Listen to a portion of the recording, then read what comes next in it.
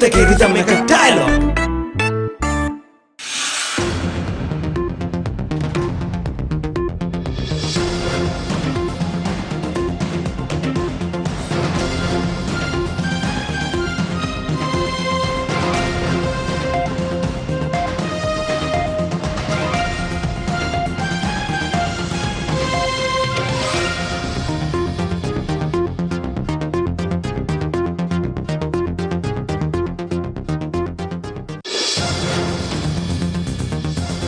Karuna Amman leaves the CID after 7 hours of questioning. JVP's take on Karuna Amman's statement. MCC report submitted to the President. Myriad of detrimental effects flagged. Port City Review Committee report submitted to the Prime Minister.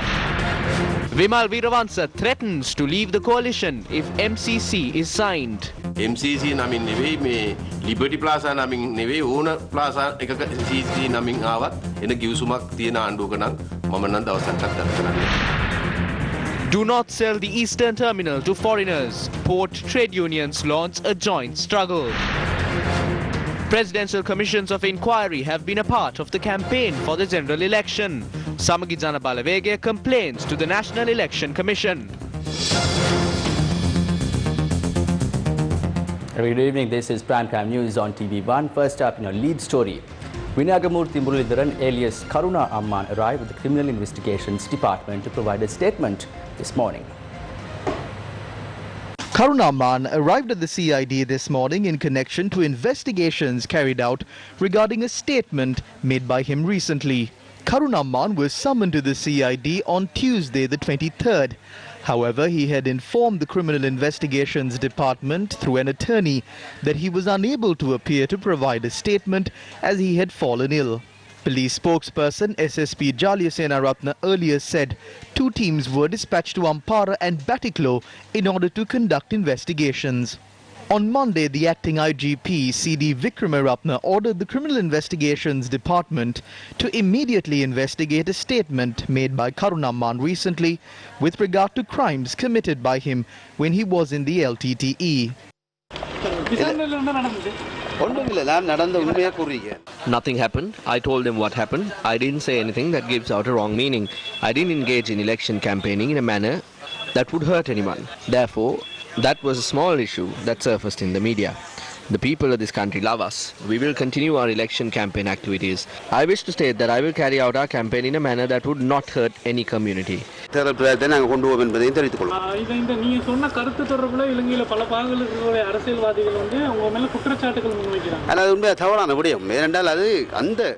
is a wrong thing. I only compared what happened in the past. This is only a statement made on a platform. There is no point of portraying this as a massive issue. This issue had been stirred up to reduce the votes of the Sinhalese that would be received by us. We will defeat this issue.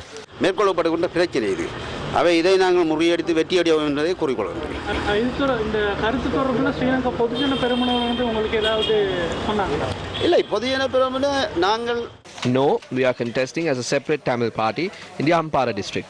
I didn't speak anything that would hurt the feelings of a party or a religious leader. We don't want to underestimate our army as well. The army has rendered a great service. They have saved people from several disasters. Therefore, I never said anything that underestimates the power of the army.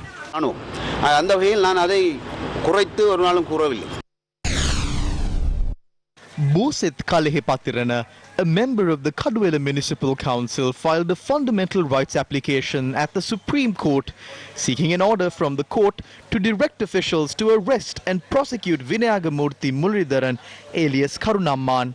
The action was filed over a statement made by Karuna Amman on the 19th of this month at a rally in Digamadulla, where he claimed to have massacred 2,000 to 3,000 soldiers over a single night at Elephant Pass, and that he is a worse scourge than the COVID-19 pandemic.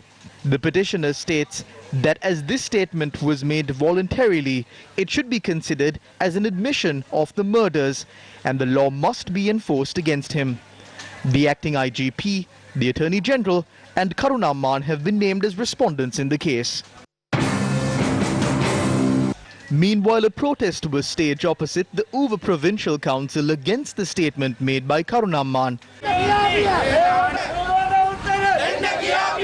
වැරදිලා හරි කරුණා Amman By chance, if Karuna Amman was a member of the telephone party, Sajid Premadasa would have been arrested.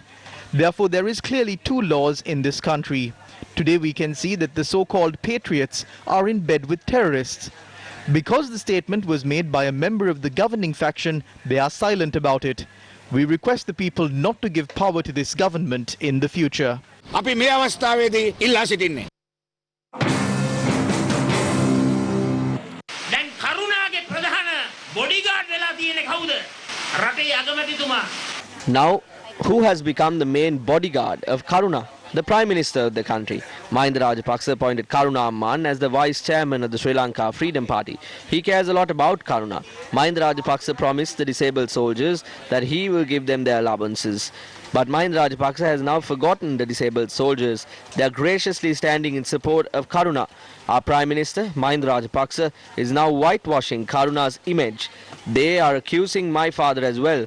I would like to ask Mahinda Rajapaksa who paid the LTTE during the presidential election in 2005. අන්තව පෙනී සිටිනවා. කරුණාගේ ප්‍රතිරූපයට සුදුහුණු ගාන job එක තමයි අපේ මහින්ද රාජපක්ෂ අගමැතිතුමා කරන්නේ. මගේ පියාණන්ට චෝදනා කරනවා. මං අහන්න කැමතියි Mahinda Rajapaksa මැතිතුමාගෙන්.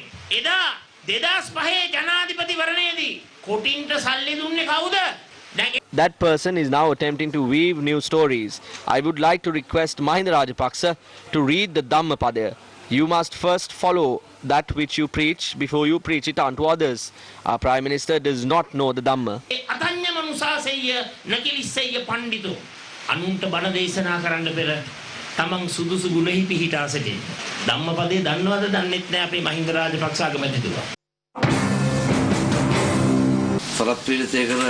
It is being said that Sarath Veerasekara is contesting the election, saying that he killed the tigers, and Karuna Amman is contesting the election, saying that he killed army soldiers. That is a wrong statement. The tiger is terrorism. It is our army that completely destroyed terrorism.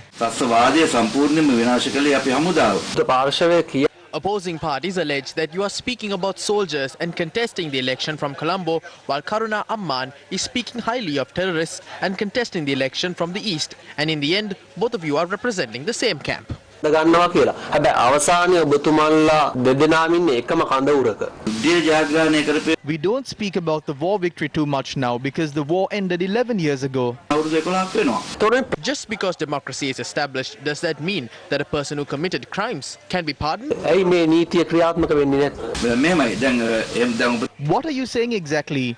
We have rehabilitated 11,600 LTTE cadres and reintegrated them into society. 500 child soldiers who had committed murders were rehabilitated and reintegrated into society. Are you saying that doing that is wrong? Karuna Amman defected to our camp when the war was ongoing. We brought him to our faction. We created a division within their camp and got Karuna Amman onto our camp. And based on the intelligence that he provided us, we were able to destroy many of their weapons. We have forgiven him for that because he contributed to the war victory that was achieved. ඔහුට සමාව දෙනවා මොකද ඔහුගේ දායකත්වය ලැබිච්ච නිසා මේ යුද්ධය ජයග්‍රහණය කරන්න. කරුණාම්මන් දේශපාලනයට ආවා මිසක් පුනරුත්ථාපනය වුණේ නැහැ නේද? ඔව් ඉතින් කරුණාම්මන්. That is what I said. Karuna Amman came to our camp before the war ended. Sarath Fonseca said his contribution did not matter and that they were not useful. ප්‍රයෝජනයක් වුණේ නැහැ කියලා. ඒක කියන්නේ ඉතින් මේ කියන්නේ මම. දැන් ඔය විදියට If that is the case, then if Prabhakaran embraced democracy, he too could have been pardoned? We received information that Karuna Amman arrived at the CID a short while ago. There is a delay here, isn't there? We saw when the voice recordings of Ranjan Ramanayaka were released. He was very swiftly arrested. You did not ask those questions when Vigneshwaran made a statement that women in the north were being sterilized.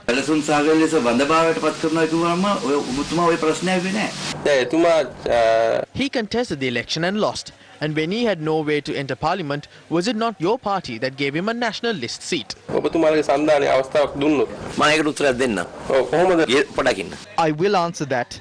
As the secretary, I was the person who made the nomination list of the United People's Freedom Alliance. Karuna Amman came asking for nominations and I did not give him the nominations.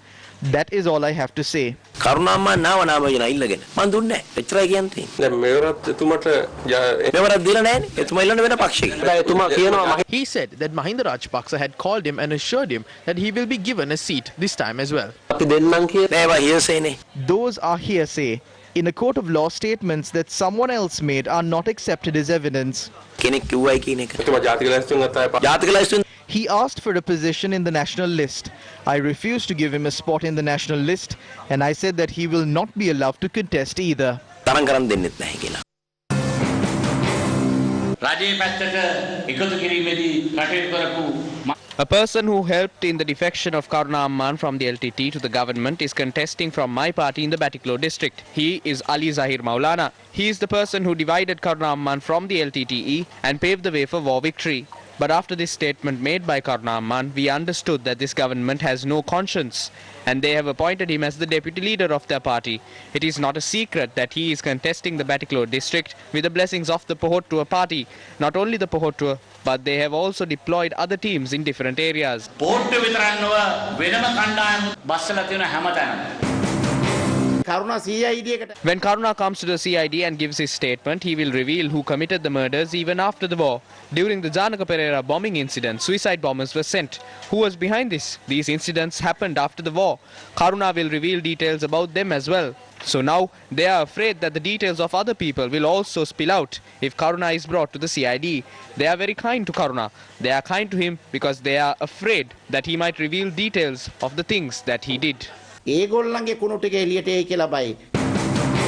අපේ රටේ සාක්ෂි නීතිය අනුව According to the evidence ordinance in the country, voluntary confessions made by a person can be used as evidence against him in a criminal case. Up to date, Karuna Amman has not been given a pardon. Thereby, Karuna Amman is the main wrongdoer. Karuna Amman has not been made a state witness by the Attorney General and he has not been given immunity. So until today, Karuna Amman is a terrorist who should be held accountable for these murders. He has not been given any pardon. Lapse of time is irrelevant when it comes to murder. Even if 40 or 50 years have lapsed after a murder, legal action can be filed in a court of law. Therefore, Karuna Amman must be arrested.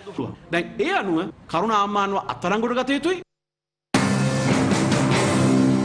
බොරු දේශප්‍රේමීන් දේශප්‍රේමයේ ඇඟේ තවරගෙන ඇත්ත දේශප්‍රේමී ජනතාවගේ හැඟීම. The fake patriots are stealing the true patriotic feelings of the people. When Karuna Amman was offered cabinet positions and the post of the vice chairman of the Sri Lanka Freedom Party, Mahinda Rajapaksa forgot that Karuna Amman served as the eastern commander of the LTTE. It was not that he had forgotten about it. He in fact knew about it, but they did not adopt a firm policy regarding it. They might imprison Karuna Amman for a few days, claiming that Gotabaya Rajapaksa does not pamper Karuna Amman like Mahinda Rajapaksa and that he enforces the law against anyone. They would receive the votes of the people in that area as a bonus. In order to win the remaining votes, they would claim that unlike earlier, this is the manner in which Karuna Amman would be treated, although he would be contesting the election from their faction. They are trying to transform this into another topic. It is a drama that is being enacted now. සලකන්නේ මෙහෙම තමයි කියලා මෙහි ජනතාවගේ හැඟීමට කතා කරන්න යුද්ධයේ අතුරු ප්‍රතිඵල හැටියට තියෙන මාතෘකාවක් බවට මේක පත් කරන්න තමයි උත්සාහ කරන්නේ. මේකේ හොඳට හදපු තිරපිටපතක් තමයි නැවත මේ ජවනිකා වෙන්නේ. From the political arena, we move back to the human-elephant conflict faced in most rural villages. Residents of the villages in the vicinity of Karuwala Gaswava in Puttlam use a rather unconventional item to chase the wild elephants away. That is the mammoth. Residents of the villages of 10th Mile Post, 12th Mile Post and Bulti Gasungama have been suffering greatly due to wild elephant encroachments. Around 100 families in these villages, which are situated near the Puttalam and Radhapura main road, rely on farming to fuel their lives. A herd of wild elephants which entered the villages last night had destroyed many cultivations such as mango, banana and coconut. We hit the blade of the mammoth when elephants encroach. This is how we manage to chase them away. We cannot kill ourselves. We do not even have a firecracker to throw at the elephant. The handle is broken after hitting the blade. We have to have this all the time. During the day we use this to cultivate. At night we use it to chase away elephants. කරනවා. රැට ඌ එලෝ ගන්නත් මේකම තමයි ප්‍රයෝජනවත් වෙන්නේ අපිට. Residents lament elephants in the Tabbover Reserve have made a habit of encroaching villages at night and destroying cultivations. Surprisingly, the Wildlife Office of Karuwal Gaswawa is situated in very close proximity to these villages. If we who live near the Wildlife Office have to endure this, imagine what the people towards the edge of the forest have to live through. Our children have nothing left to eat. Elephants eat the wood apple from the tree next to our house. No one bothers to pay attention. When the election is near, they promise to end this menace and deceive us into voting for them. මේකට කතරේ ගහන්න. මේකට පක්ෂ දෙකෙන් මෙනවා කතරේ ගස්ස ගන්නවා මිනිස්සුන්ට කියලා. Herds of elephants have also destroyed cultivations that are situated near the Wildlife Office as well. What is the solution? මේ අලි අයාලේ හැමතැනම The reason why elephants roam is because there is insufficient food and water within jungles. If that is facilitated and the deforestation is minimized, elephants would not need to roam in search of food and water. Then humans can live without any hindrances. That is what we hope for. අවශ්‍ය පහසුකම් වනාන්තර තුලම නිර්මාණය කිරීමෙන් මේ ගැටලුවට විසඳුමක් ලබා ගන්න පුළුවන් කියලා අපි බලාපොරොත්තු වෙනවා. The lives of the people in Karuwala Gaswawa who protect themselves with the same item they use to earn a living are indeed pathetic. They bemoan, regardless of whether authorities possess the know-how to provide solutions to this matter or not, a new complication would always arise. Newsfirst constantly shed light on the wild elephant issue which has plagued Karuwala Gaswawa. The villages of Neliwawa and Siambala Wawa fall under the purview of the Karuwala Gaswawa Divisional Secretariat. On the 31st of May, we revealed to you the hellish conditions the villages are living under as a result of the wild elephant menace. On the 20th of February, we brought to your attention how a herd of elephants which were chased away from Navagatte Gama had later wreaked havoc in Kuda Madavachia. The herd had destroyed up to 50 acres of paddy land. The distressed lives of the villagers went from bad to worse due to this situation.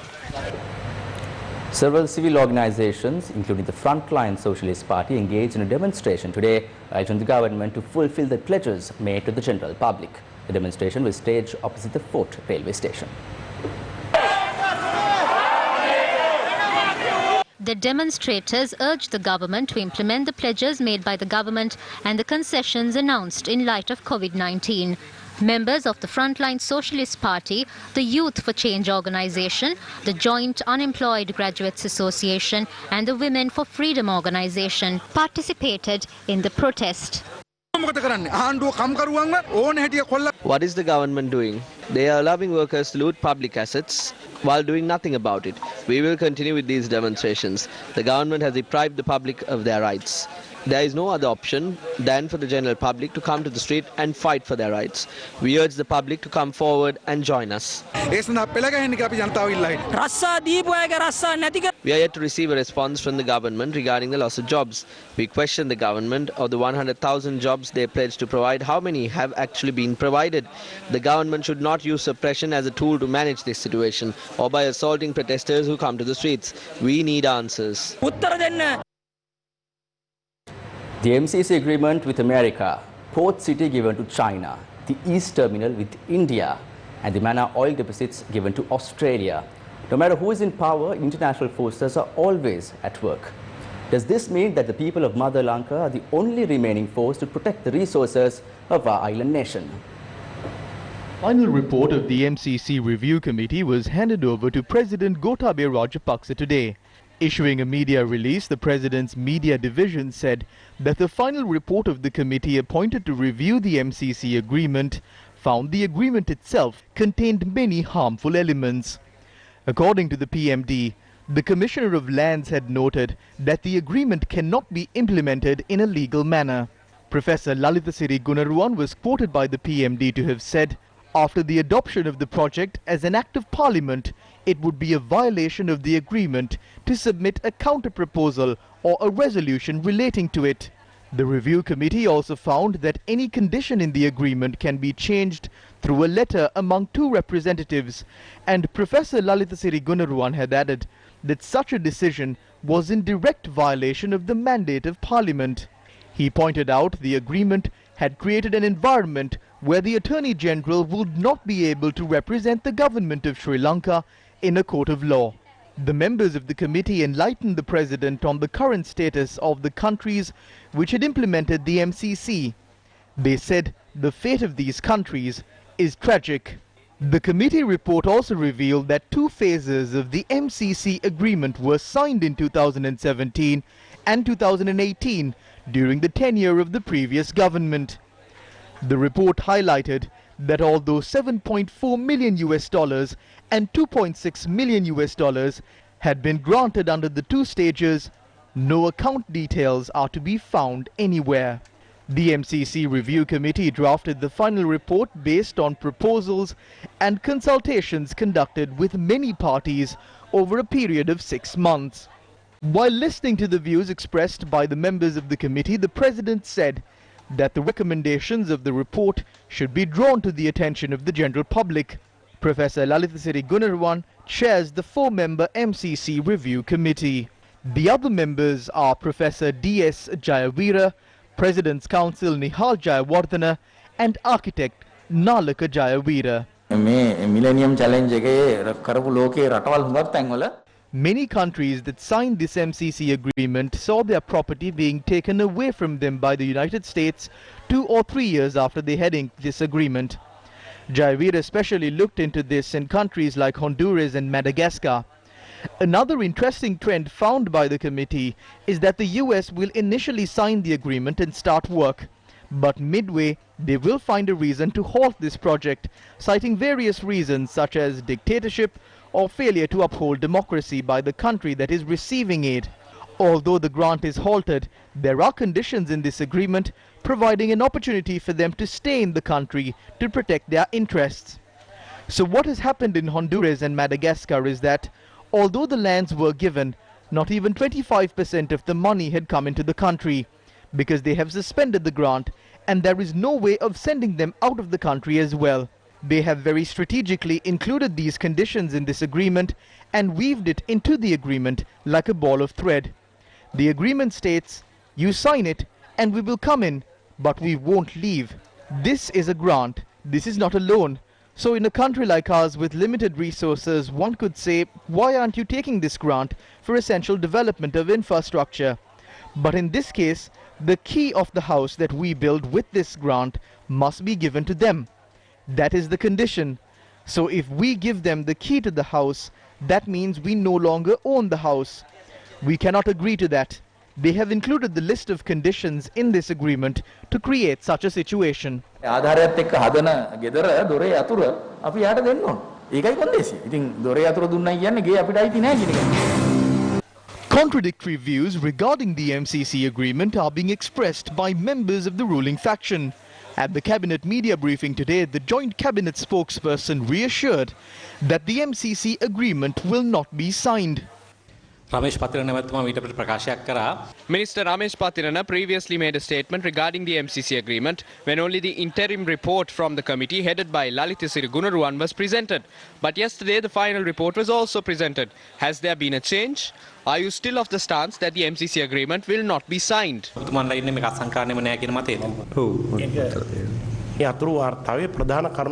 There were 2 main points in the interim report. It highlighted that some of the provisions in the agreement are contrary to the constitution of the country and that approval from relevant institutions had not been sought for some of the clauses in the agreement to be implemented. Therefore, the government is of the clear stance that we will not ink any agreement that is contrary to the constitution of the country, no matter what benefits it might bring to the country. We will explain about the content of the final report and about the recommendations in the report. The government will conduct all of this with transparency. ජනතාවට දැනුම් දීලා තමයි ආණ්ඩුව සියලු දේ කරන්නේ. MCC ගිමුතු සම්බන්ධයෙන්ම ඔබතුමා කලින් කිව්වේ අතුරු වාර්තාව නිර්දේශිත අනුව කිසිසේත් මේක අසන්න තබන්නේ නැහැ කියලා. දැන් මේ ප්‍රකාශය යම් වෙනසක් වෙලා තියෙනවද කියලා දැනගන්න කැමතියි. ඒක සාමූහික ප්‍රකාශයක්. එතුමාගේ ප්‍රකාශය මම ස්ථිර කරන එක අත්සන් කෙරෙන්නේ නැහැ. ඔබතුමාට විශ්වාස නැද්ද? ඔබතුමා සභාවේ ප්‍රකාශ කරු ලෙස නෑ මං කිව්වා ආයි නැවතත් අර නිර්දේශ සලකා බලනවා කියපු නිසා කෙරෙන්නේ නැහැ කොහොමද දැන් නැවත මමත් ප්‍රකාශ කළා. However, Minister Vimal Veeravangsha spoke of the MCC agreement with a word of caution. රටේ ඉඩම් ඇමරිකානු උවමනාවන්ට අනුව සිතියම් ගත කරලා ඒ ඉඩම් The agreement is one where the lands in Sri Lanka can be mapped according to the needs of the Americans and allow them for the creation of an economic corridor according to what they want, and also give them the opportunity to surpass the legislature and the judiciary of the country. The name of the agreement is not important. Even if the name of the MCC is changed to MC, I wouldn't stay a day within a government that signs the agreement. Do not have any doubt about that.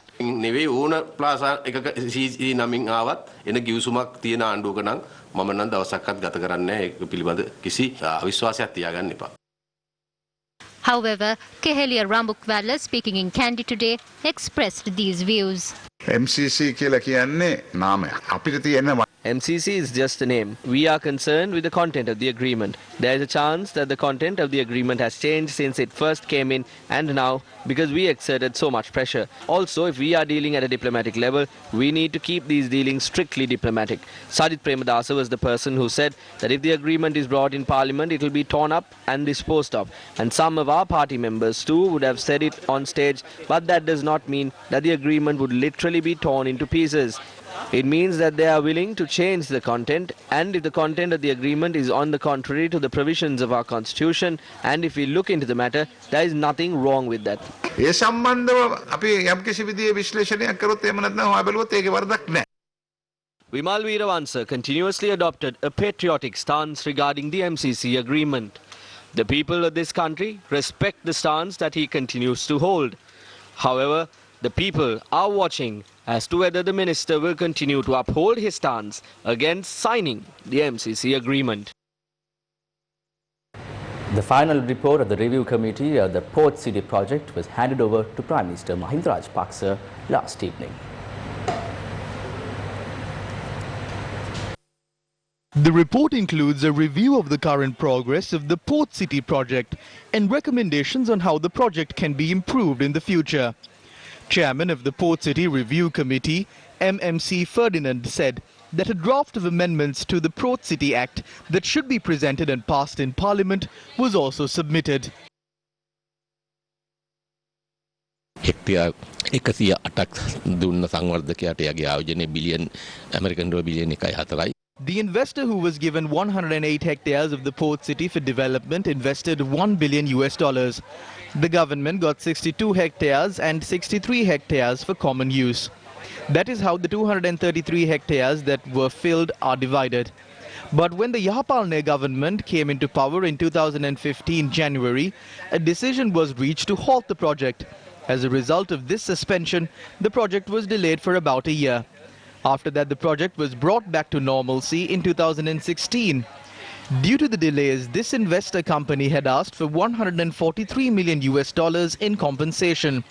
We had to give them an additional 5.1 hectares of land in lieu of compensation. So the amount of land that we gave the investor increased to 113 hectares. So the project that initially envisaged the filling up of 233 hectares was increased to 269 hectares. We gave them an additional 5.1 hectares and another 3 acres, and in total the investor was given 116.1 hectares. The 5.1 hectares of land was given in lieu of the 143 million in compensation, with a single hectare of land being valued at 13.3 million. This is a prosperous foreign investment. The project was launched to bring in foreign investment into the country. After the proposed act is passed in Parliament, the investors can come into the country without any impediments. We have recommended for facilities to be provided to investors to come into the country and get their permits within a few days. The committee included President's Counsel Nihal Jayawardena, Professor Priyanga Dunusingha, transportation economist D.S. Jayavira, and architect Nalaka Jayavira. Meanwhile, trade unions protested against the delay in development activities carried out at the East Container Terminal at the Colombo port due to foreign influence.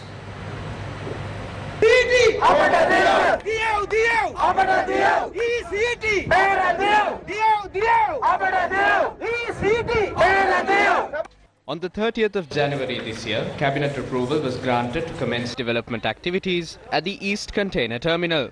On the 20th of this month, 3 gantry cranes for construction activities at the East Container Terminal were brought into the island. However, trade unions allege that the Sri Lanka Ports Authority has not taken any steps to set up the 3 cranes. Trade unions urged the Ports Authority today to set up the 3 gantry cranes and commence development of the East Container Terminal. When the previous government attempted to operate the East Container Terminal through a joint venture with foreign nations, all trade unions opposed it. It was halted upon the opposition of the then opposition leader, Mahinda Rajapaksa.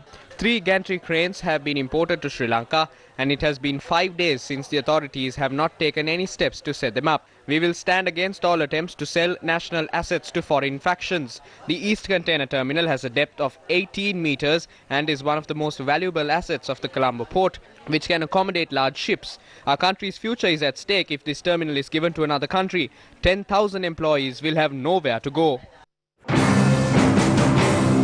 The organisation to protect the East Container Terminal of the Colombo port, in a letter addressed to President Gotabaya Rajapaksa yesterday, urged the President to establish the East Container Terminal under Sri Lanka's Ports Authority as proposed by the President's policy manifesto. The civil organisation in their letter pointed out that the delay in setting up the gantry cranes gives rise to serious concerns. The final report of the MCC Review Committee was handed over to President. A project that could see Sri Lanka losing out 265 metric tons of precious sand in the country's northwestern coastal island of Mannar has drawn the attention of many.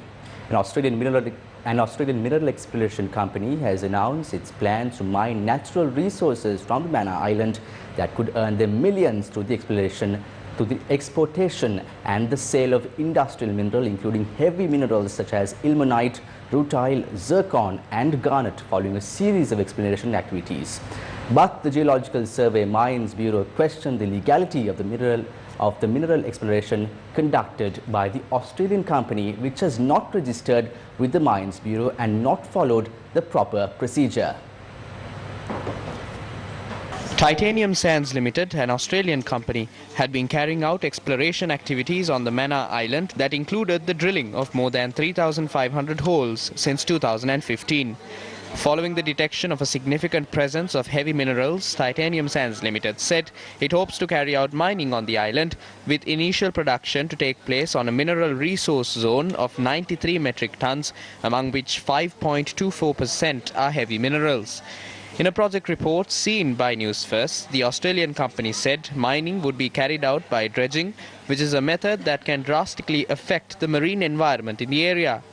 The company expects a metric ton of ilmenite to be sold at $209, rutile at $1,209, zircon at $1,589, and garnet at $357 in the market.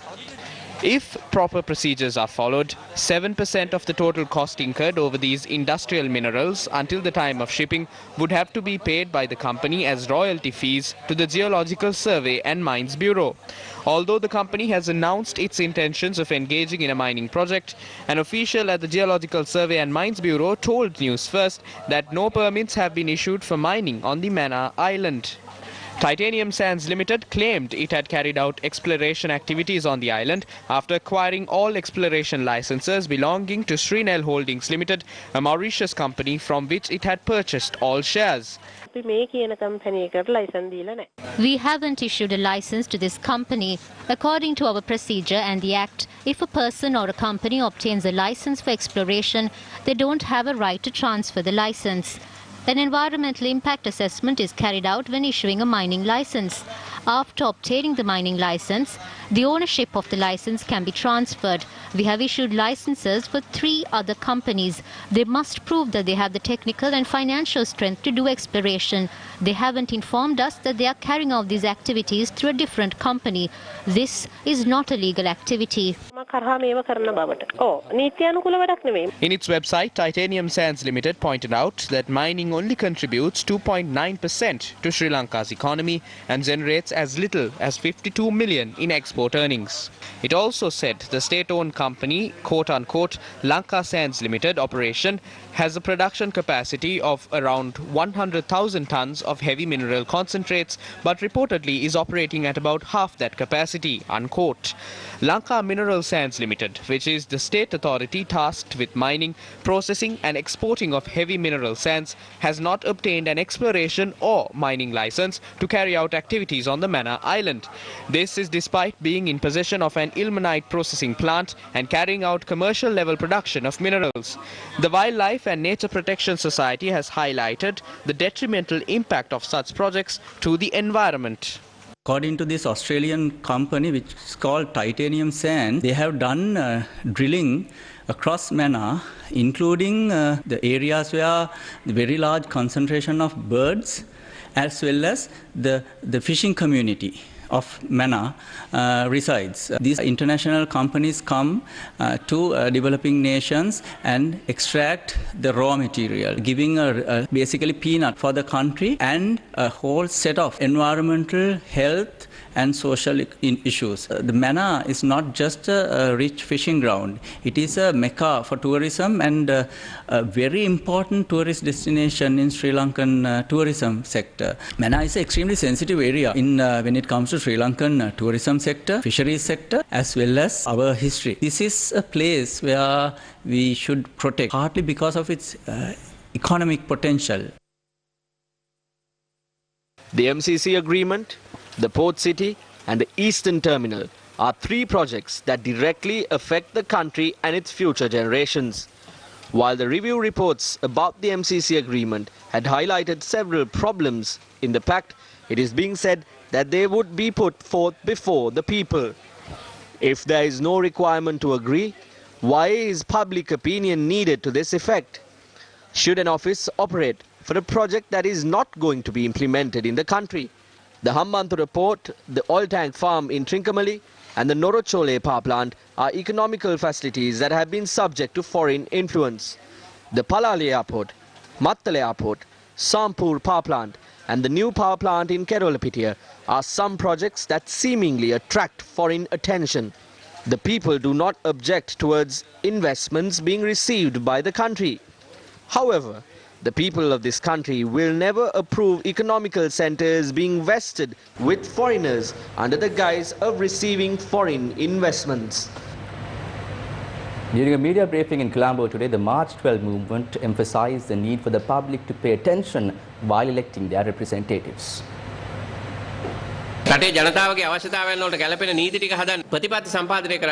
We elect our representatives to Parliament in order to prepare the laws that suit the people and to formulate policies. Therefore, we wish to emphasize that the people must not vote for the candidates at the general election simply because they attend a funeral or a wedding. Find out more about your candidate. Observe whether they are conducting themselves in line with the election laws. If you are thinking about voting for former parliamentarians, consider whether they have been active during their term in Parliament. The people must be vigilant about this. None of the candidates have made their asset declarations public. There were a few who made their asset declarations public when they were in Parliament. A few others have expressed interest in doing so. In some districts, a person who had been imprisoned over murder charges ends up being the first. Therefore, political parties realize that the people vote for these individuals and supply what is demanded. Therefore, we must change the demand. The responsibility lies with the people.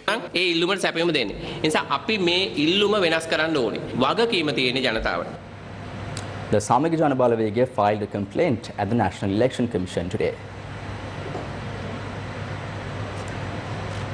In the complaint, the party pointed out that election laws are being violated as a result of media reports that are being filed based on evidence that is being provided before presidential commissions.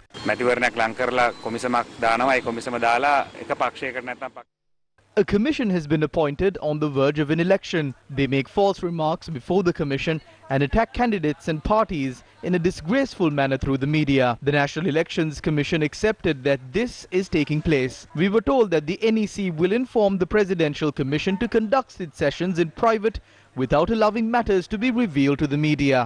නොහරින්න මම හිතන්නේ යම්කිසි ආකාරයක දැනුවත් කිරීමක් කරන බවට තමයි අපිට දැනුවත් වුනේ. ඒ කොමිසම ඉදිරියේ The evidence that is being provided before the commissions must be revealed outside based on certain directives. It is the Attorney General's Department which will finally decide whether a case will be filed against this or not. We are of the stance that revealing the evidence that is put forth before the Commission to cause a disadvantage to certain parties under Section 66 of the Parliamentary Elections Act is wrong.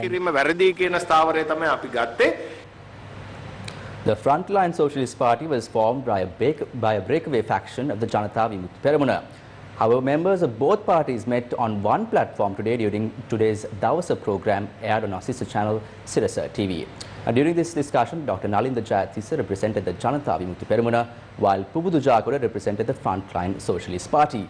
Both members expressed their views on the struggle they have been carrying out on behalf of the people. We are engaging in politics and not a welfare program. However, think about the protest. If certain things can be won without fighting, the people will like that. However, even in the past, people have won their demands by fighting and making great sacrifices. The society has benefited through the results of such efforts. Fighting for demands is not something that is done in front of cameras to gain the attention of the media. It was not only our party that engaged in our struggle today. In Fort, we voiced our concerns regarding the leasing issue faced by three-wheeler drivers. Members of three-wheeler unions also joined us. It was not something that was limited to the members of our party. We also spoke about the issues faced by expatriates in the Middle East. The relatives of these workers also joined our protest.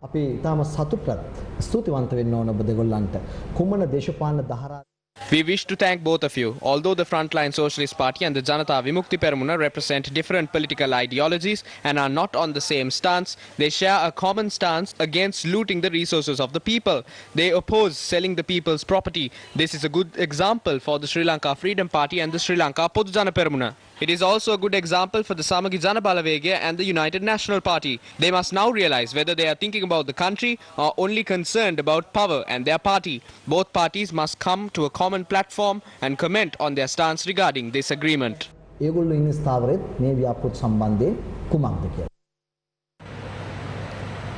Up next is a 2020 segment. 2020. President J.R. Jayawardena created the Constitution in 1978, reflecting a fully executive government. It was created based on the premise that a two-thirds majority could never be won. Mahinda Rajapaksa proved it wrong. We will do it once again. The opposition is creating an environment conducive for us to gain a two-thirds majority. When this constitution was being formulated, they voted for it as well. Even Mahinda Rajapaksa agreed to it. They cannot do the things they want to due to independent commissions. They use the state machinery to carry out their campaigns. When they are unable to do so, this time, they want a two-thirds majority because they want to engage in their old tricks. The UNP split into two. One half is with Sajith, the other half is with Ranil. Ranil's half has mended itself to Mahinda's faction. Sajith's faction is claiming Gota is president, Sajith will be prime minister. This is deal politics. They are preparing to move forward together.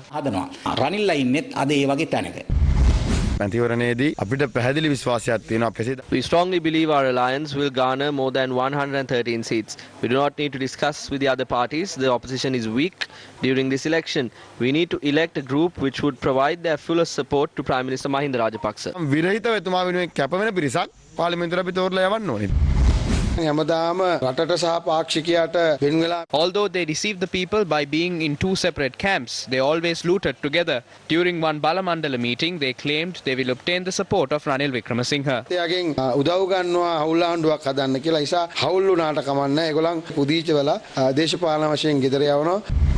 The leader of the party appointed Sajith Premadasa as the opposition leader because he did not want this party to divide. He was made the prime ministerial candidate, the leader of the alliance. He was allowed to appoint a general secretary of his choice. He was made the chairman of the nominations committee. Who broke this party? If he really wanted to, he could have accepted all of it and he could have moved forward. Has there ever been a leader which distressed UNP supporters this much? Kabir Hashim called me to Sirikota. I went. Ranil Wickramasinghe tells me, do not mention Premadasa's name on stages hereafter. I do not need witnesses. Asked Ranil Wickramasinghe to refute these claims.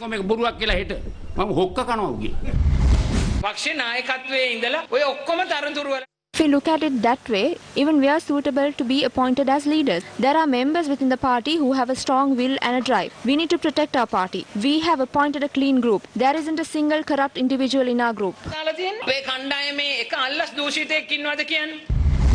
Mahinda Rajapaksa will reconstruct the road opposite Sirikota. They will protect the Rajapaksas as long as they are in power. Not even those in the SLFP agree with it. Try to get a voice cut from Dallas Salha saying that the Rajapaksas are great. It is a challenge. He is frustrated to the extent where he is considering retiring from politics.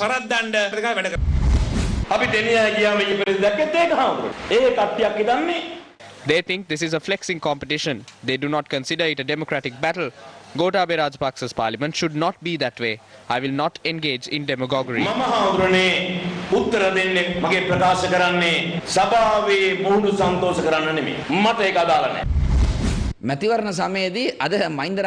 Mahinda Rajapaksa has toured water pump stations in Kolonnava that we constructed at a cost of 400 million to claim it as his own.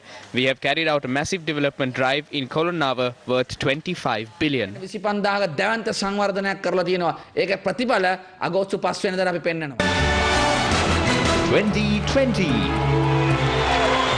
The Court of Appeal today issued an interim injunction suspending any further action being taken against former Navy Commander Wasantha Karanagaoda and 14 others in the case filed by the Attorney General before the Colombo High Court trial at bar.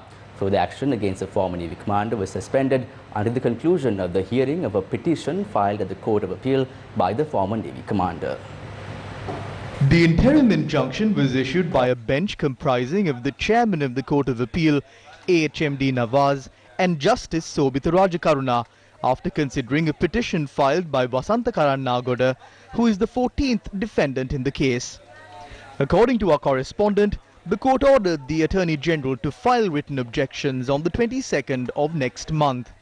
Making submissions in court today on behalf of the Attorney General, Additional Solicitor General Sarath Jayamana said that the trial at bar was appointed to hear the case by the Chief Justice. Objecting to granting interim relief to the petitioner, the Additional Solicitor General submitted that the Court of Appeal had no power to intervene and issue an interim injunction. The bench rejected the objection and granted interim relief to the petitioner. 667 indictments were filed against the 14 defendants at the Colombo High Court trial at bar over the abduction and enforced disappearance of 11 youth in 2008. President Gotabaya Rajapaksa and Prime Minister of Pakistan Imran Khan have engaged in a telephone conversation earlier today. During the conversation, the two leaders had discussed bilateral relations, region situation and a broad range of other issues. Issuing a media release, the Prime Minister's Office of Pakistan has noted Prime Minister Imran Khan had commended the efforts made by Sri Lanka to fight the COVID-19 pandemic. The Pakistani Prime Minister also has apprised President Rajapaksa about the global initiative on debt relief for developing countries to mitigate the severe socio-economic impacts of the pandemic. Prime Minister of Pakistan Imran Khan had also shared his perspective on the grave situation in Indian-occupied Jammu and Kashmir, claiming the peaceful resolution is imperative. The Prime Minister has also extended an invitation to President Rajapaksa to visit Pakistan once the COVID-19 situation improves. The two leaders have agreed to remain in close contact to coordinate regional response to the COVID-19 related and other challenges and to realize the opportunities. A number of international human rights watchdogs have condemned the assault on human rights and press freedom in Sri Lanka. Issuing a media release, they called on the Sri Lanka police to immediately stop the harassment of the former editor of the Sunday Observer, Darisha Bastians, and ensure her safety. The Committee to Protect Journalists, Reporters Without Borders, Amnesty International, Human Rights Watch and Frontline Defenders stated that Sri Lankan authorities should stop targeting, intimidating and harassing journalists and women human rights defender Darisha Bastians, her associates, colleagues and family. According to the release, since December 2019, the CID has tried to link Bastians and several others to an inquiry into the alleged false accusation by the Swiss employee, seemingly attempting to prove some form of conspiracy. It adds that pro-government media have conducted a campaign against Bastians and her family, supported by attacks on social media, labeling her a traitor and criminal. The statement further notes that this is not the first time Bastians and her family have been targeted due to her work. In news overseas, China reached an important new level of vaccine development with the start of the phase 3 clinical trial of an inactivated vaccine candidate against COVID-19 in the United Arab Emirates. According to China National Biotech Group, it is the first vaccine of its kind to reach a late-stage mass-scale human trial. The Institute of Microbiology of the Chinese Academy of Sciences said in a statement that Chinese authorities approved the phase 1 trial of the nation's first recombinant protein vaccine against COVID-19. It added that the recombinant protein vaccine is the nation's third type of vaccine after an adenovirus vector vaccine and the inactivated vaccine to enter clinical trials in China. Now we leave you tonight with another rendition of the Nagitimu Sri Lanka theme song. Tonight's sign language interpreter with Brian Cruz, and I'm Muad Razik. And from all of us here at the News First desk, it's good night.